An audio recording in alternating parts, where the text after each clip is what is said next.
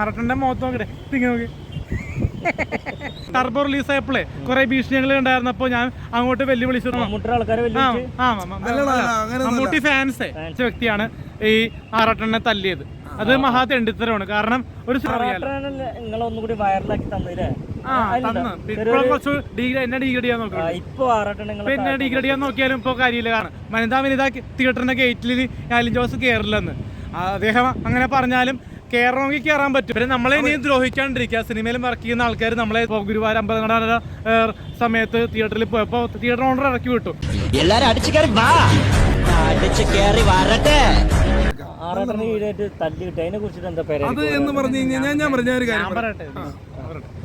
അപ്പൊ ആറട്ടണ് തല്ല് കിട്ടിയതിനെ പറ്റി പറഞ്ഞു കഴിഞ്ഞാൽ തല്ലണ്ട ആവശ്യമില്ലായിരുന്നു. ആറട്ടെണ്ണം എന്ന് പറയുമ്പോ ആള് എന്നെ പോലെ അല്ല. ഇപ്പൊ ഞാനാണെങ്കിലും എന്റെ വീട് ഇടക്കൂശിയിലാണ്.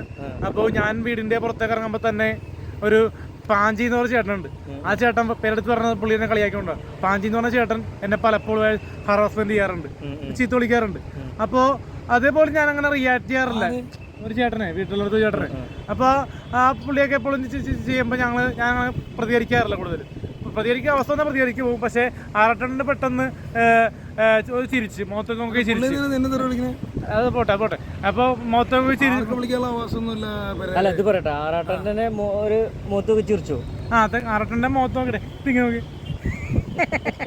ഇങ്ങനെ കോഷ്ടി കാണിച്ചു ഒരാൾ. ചിരിച്ചെന്നാ പറഞ്ഞ ചിരിച്ചെന്ന് ആറട്ടനോട് പറഞ്ഞു. ഞാൻ വിളിച്ചായിരുന്നു പുള്ളിനെ. അപ്പൊ ചിരിച്ചപ്പോ പുള്ളി ചോദിച്ചു. അപ്പൊ ചോദ്യത്തിൽ തർക്കമായി. അങ്ങോട്ടും പുള്ളിനെ ആക്രമിച്ചു എന്നാ പറയണം. അത് വേറെ കാര്യം വേണ്ടേ, ഈ പിടിച്ചുമരാൻ ആരെങ്കിലും ഉണ്ടായിരുന്നെങ്കിൽ ആ വഴക്ക് അവിടെ ഉണ്ടാവില്ല. തല്ലണ്ട ആവശ്യം ഉണ്ടായിരുന്നില്ല. പുള്ളി വീഡിയോ എടുക്കാനും കുറ്റം പറയാനും തെറി പറയാനും ആൾക്കാരുള്ളൂ. പുള്ളി ഇപ്പൊ തന്നെ ഒരു വണ്ടി അപകടം നടന്നു അവിടെ വീണെടുക്കുന്ന ഒരാളെ എടുത്തോണ്ട് പോകാണ്ട് ആദ്യം ചെയ്യണേനാ. ഒന്നാമത് തന്നെ പുള്ളി ആ വീഡിയോ പിടിച്ച് റീച്ച് ആക്കും. ഒന്നാമത് തന്നെ പുള്ളി സോഷ്യൽ മീഡിയ താരമാണ് പുള്ളി. അപ്പൊ താരമെന്ന് മാത്രമല്ല ഒരു സാധാരണ മനുഷ്യ കൂടിയാണ്.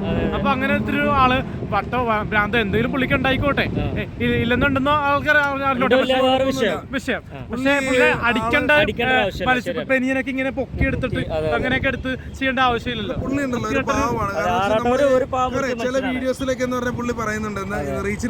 പുള്ളി എന്നോടും കുറെ വീഡിയോകൾ ഇത് എന്നെയൊക്കെ എതിരെ ചെയ്തിട്ടുണ്ട്. പക്ഷെ അതിലൊന്നും ഞാൻ പ്രതികരിക്കുന്നില്ല.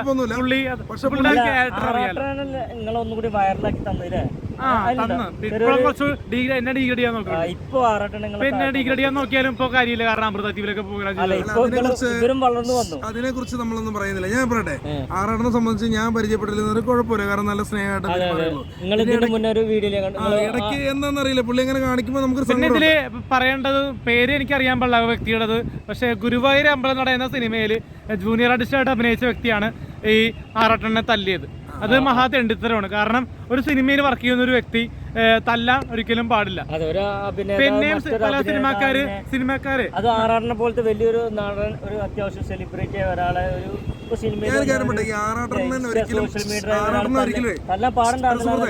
ആറാട്ടനെ ഒരിക്കലും സെലിബ്രിറ്റി ആവാൻ ആഗ്രഹിച്ച ആളല്ല. അദ്ദേഹം പടം കാണാൻ വന്നപ്പോൾ ഈ ക്യാമറ വെച്ച് എല്ലാവരും ഷൂട്ട് ചെയ്തപ്പോ സെലിബ്രിറ്റി. ഒരു കാര്യം ഞാൻ പറയട്ടെ, ഇപ്പോ റിവ്യൂ മേഖല വന്നു കഴിഞ്ഞപ്പോ എനിക്ക് ആപ്പാടെ കിട്ടിയത് ഒരു 16,000 രൂപയാണ്. അത് എനിക്ക് പലപ്പോഴായിട്ട് 500ഉം 2,000 വെച്ചൊക്കെ പലപ്പോഴായിട്ട് റിവ്യൂവും കാര്യങ്ങളായിട്ടൊക്കെ എനിക്ക് കിട്ടിയതാണ്. ചാനലിൽ നിന്ന് കിട്ടിയതാണ്. ഇരുന്നൊക്കെ റിവ്യൂ പറയുന്ന സംഭവങ്ങളൊക്കെ ഉണ്ട്. അപ്പോൾ അങ്ങനെ കിട്ടിയ പൈസ കൊണ്ട് മാത്രം ചിലവ് ചെയ്യാൻ വേണ്ടി കിട്ടിയതാണ്. അപ്പോൾ എന്നോട് പകുതി സിനിമാക്കാർക്ക് എന്നോട് എന്തോ ദേഷ്യം പോലെയുണ്ട്. കാരണം ഒരു പ്രശസ്തമായിട്ടുള്ള സിനിമയുടെ ഒരു മെയിൻ ആള് നമ്മളെ ഫേസ്ബുക്കിൽ നാളെ അണ്ണനെ തല്ലാൻ ഫാൻസുകാർ വരുന്നുണ്ടെന്നൊക്കെ പറയുന്നുണ്ട്. അത് പലരും പറയും ഫേസ്ബുക്ക്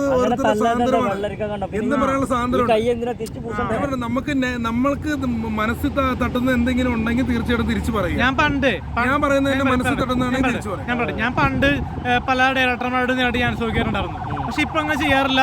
പല സിനിമയിൽ ഞാൻ അഭിനയിക്കുന്നുണ്ട്. അത് ഡയറക്ടർമാർ മുഖേന നേരത്തെ ഇങ്ങോട്ടുണ്ട്. പിന്നെ നമ്മള് കോർഡിനേറ്റർമാർ മുഖേനയും പോകുന്നുണ്ട്. ജൂനിയർ ആർട്ടിസ്റ്റായിട്ട് പോയിട്ട് അഭിനയിക്കുന്നു. പക്ഷെ വലിയ സിനിമക്കാരെ എന്തിനാണ് നമ്മളെ പേടിക്കണമെന്നാണ് ഞാൻ ചോദിക്കുന്നത്. നമ്മുടെ റിവ്യൂ പോസിറ്റീവാണ് പറയുന്നത്. ഇപ്പോ വലിയൊരു പടത്തിന്റെ ഒരു മെയിൻ ആള് നമ്മളെ കരിവാരി തേക്കാനൊക്കെ ശ്രമിക്കുന്നുണ്ട്. അത് വ്യക്തിഹത്യ ചെയ്യാതിരിക്കുക, ഫാൻസുകാരെ കൊണ്ട് തല്ലിപ്പിക്കാണ്ടിരിക്കാണ്ടിരിക്കുക. തല്ലുവെന്നൊക്കെ പറയണത് ഭീഷണിപ്പെടുത്താൻ ശരിയല്ല. ആ പേര് പറയുന്നില്ല, കാരണം വലിയൊരു സിനിമയുടെ പേര് പറഞ്ഞാൽ എനിക്ക് അത്ര പേര് പറയാൻ വേണ്ടി ഇപ്പൊ പറ്റത്തില്ല.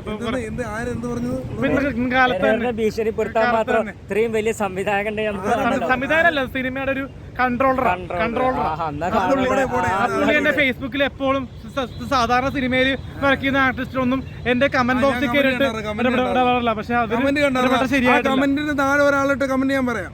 അതിന്റെ കമന്റിന് താഴെ പറഞ്ഞേ, പെരേര നീ ഈ കമന്റ് ഇട്ടേക്കണ വ്യക്തിയെക്കാളും 10 പേര് നിന്നെ തിരിച്ചറിയും. അദ്ദേഹം പറഞ്ഞതേ വനിതാ ആദ്യം പറഞ്ഞ കമന്റ് ഇതാണ്, വനിതാ തിയേറ്ററിന്റെ ഗേറ്റിൽ അലിൻ ജോസ് കയറില്ലെന്ന്. അദ്ദേഹം അങ്ങനെ പറഞ്ഞാലും കയറണമെങ്കിൽ കയറാൻ പറ്റും. ഇപ്പൊ ഒരു ടോയ്ലറ്റിൽ പോകാൻ പാസ് കഴിഞ്ഞാൽ തിയേറ്ററിനുള്ളിൽ കയറാം, അതാർക്കും കയറാം. മനസ്സിലായി? കയറാൻ പറ്റില്ല, കയറാൻ പറ്റും വേണമെങ്കിൽ.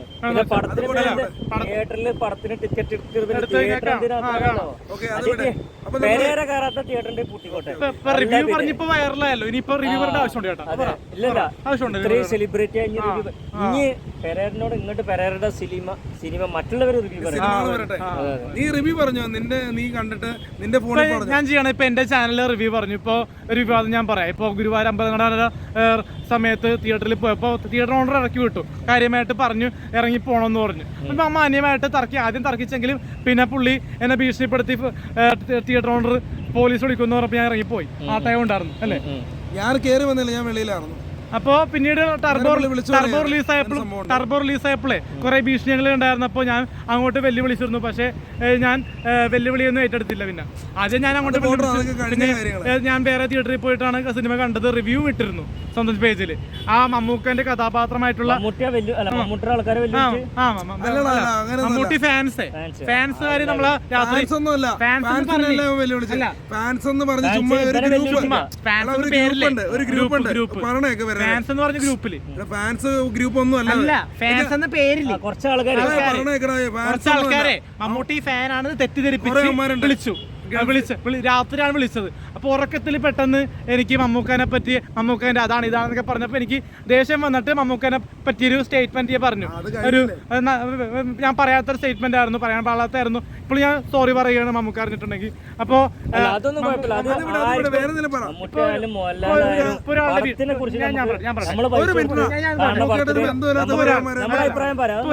ഒരാളുടെ മുഖത്ത് നോക്കി നമുക്ക് വീട്ടുകാരെ വിളിച്ചു കഴിഞ്ഞാൽ അവർക്ക് പ്രതികരിക്കാം, അല്ലെങ്കിൽ ഫോൺ വിളിക്കാം. അത് രണ്ടും തന്നിട്ടില്ല. ഒരു രഹസ്യമായിട്ടൊരു മൊബൈലിൽ ഓഡിയോ ആണ് ലീക്കായത്. അതിനെപ്പറ്റി ഇത്രയും രോഷമാകേണ്ട കാര്യമില്ല. പല സിനിമാക്കാരും അതിനെപ്പറ്റി പറയുന്നുണ്ട്. നമ്മളെ ഇഷ്ടപ്പെടുന്ന ആൾക്കാർ വരെ അത് പിന്നെ അപ്പൊ എന്തായാലും സന്തോഷം ഷാബി, കാണാൻ സാധിച്ചില്ല. ഓക്കെ, ഇതൊക്കെ ആൾക്കാരോട് നമുക്ക് വിരോധം ഇല്ല സുഹൃത്ത്. അതൊക്കെ എല്ലാരും അറിഞ്ഞു. ഇനി അത് വിട്, വേറെ എന്തെങ്കിലും പറ. മനസ്സിലായില്ലേ? നീ ഇറങ്ങി നല്ല നല്ല കാര്യങ്ങളൊക്കെ ചെയ്ത് മുന്നോട്ട് പോകും കേട്ടോ. പിന്നെ നമ്മളെ ഇനി ദ്രോഹിക്കാണ്ടിരിക്കുക. സിനിമയിൽ വർക്ക് ചെയ്യുന്ന ആൾക്കാർ നമ്മളെ കുറച്ചുപേര് നമ്മളെ ഫോക്കസ് ചെയ്യുന്നുണ്ട്, കളിയാക്കാൻ വേണ്ടി. കളിയാക്കാണ്ടിരിക്കുക. വലിയ വലിയ നടന്മാർ വരെ നമുക്ക് സപ്പോർട്ട് ചെയ്യുന്നുണ്ട്. പേര് പറഞ്ഞു കഴിഞ്ഞാൽ ഇപ്പൊ ബിപിൻ ജോർജ് ചേട്ടനൊക്കെ നല്ല സപ്പോർട്ടാണ്. കാണുമ്പോൾ വർത്താനം പറയുന്നുണ്ട് നമ്മളോടൊക്കെ. വളരെയധികം സന്തോഷം. അപ്പൊ നമുക്ക് മണിച്ചേട്ടന്റെ വോയിസോട് കൂടെ ഈ കലാപുരം മണിച്ചേട്ടനെ എന്നും ആരാധിക്കുന്നു. അവരെ അദ്ദേഹത്തിന്റെ ശബ്ദം അനുകരിക്കാനുള്ള ഒരു ഭാഗ്യം കിട്ടിയിട്ടുണ്ട് എല്ലാത്തിലും, ചാനലിലാണെങ്കിലും സ്റ്റേജുകളിലാണെങ്കിലും. അപ്പൊ അദ്ദേഹത്തിന്റെ ശബ്ദവും അദ്ദേഹത്തിന്റെ രണ്ടുപേരും പാട്ടും പാടി നമുക്ക് ഫിനിഷ് ചെയ്യാം. എന്താ പറയാ, നമ്മുടെ ഷാപ്പിയല്ലേ, എന്ത് രസാന്നറിയോ അവന്റെ ഓരോ അവതരണങ്ങള്. ഈ യൂട്യൂബ് ചാനലിൽ നിങ്ങൾ എല്ലാവരും ഷെയർ ചെയ്യുക, സപ്പോർട്ട് ചെയ്യുക, സബ്സ്ക്രൈബ് ചെയ്യാൻ മറക്കില്ല കേട്ടോ. എന്തായാലും എന്താ പറയാ, എന്നെ ഒരുപാട് സപ്പോർട്ട് ചെയ്യുന്നൊരു ഒരു നല്ലൊരു കലാകാരനാ. എന്തായാലും ഒരുപാട് സന്തോഷം. അപ്പോൾ നമ്മൾ ഷാപ്പിക്കണം ഒരു ചെറിയൊരു വോയിസ് ഉണ്ട് ഞങ്ങൾക്ക് വേണ്ടി. ഒരു നടന്നേ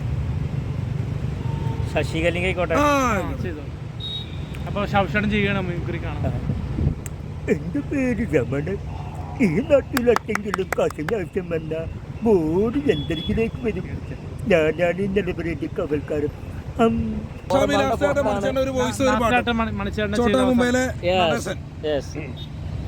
നിങ്ങളിപ്പോ വായിച്ച വേദപുസ്തകത്തിലെ അത്രമണ്ണം ദുഷ്ടൻ ഞാനാ, പേര് നടേശൻ.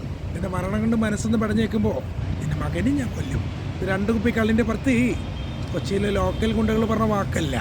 കൊല്ലുന്ന് പറഞ്ഞാൽ നനശക്കൊന്നിരിക്കും പറ്റടാ. അപ്പോൾ ഉണ്ടല്ലോ നമ്മുടെ മൺമറഞ്ഞ മാമുക്കോയക്കൊക്കെ വേണ്ടി സമർപ്പിക്കാൻ അദ്ദേഹം ഈ വോയിസ് ഈ ഒരു കഥാപാത്രമായിട്ട് മാറുകയാണ്. നിങ്ങളിപ്പോൾ വായിച്ച വേദവസത്തിലെ അധർമ്മനും ദുഷ്ടനും നമ്മളാ പേര് കോയ. നിന്നെ മരണം കണ്ട് വായിച്ചു വെക്കുമ്പോൾ നിന്റെ വാപ്പാനെ നമ്മൾ കൊല്ലും. 2 കുപ്പി കള്ളിൻ്റെ പുറത്ത് കോഴിക്കോടുള്ള കുട്ടികൾ പറഞ്ഞ വാക്കല്ല. കൊല്ലുമെന്ന് പറഞ്ഞാൽ കുറച്ചവനാണ് കൊന്നിരിക്കും. അതാണ് ഈ കോയ. അപ്പോൾ നമുക്ക് മണിച്ചേണ്ട ഒരു പാട്ടോട് ഫിനിഷ് ചെയ്യാം. ഓടപ്പഴം പോലൊരു പെണ്ണിന് വേണ്ടി ഞാൻ കുടപ്പുഴയാകെ അലഞ്ഞോനടി. ആത്മാർത്ഥമായി ഞാൻ സ്നേഹിച്ച കാരണം ഇന്നെന്റെ വിരിഞ്ഞു നീ പോയില്ലേടി. ഇന്ന് നിന്റെ വീട്ടിലെ കല്യാണാലങ്കാരം ഇന്നെന്റെ വീട്ടിൽ കണ്ണീരാണ്ടി.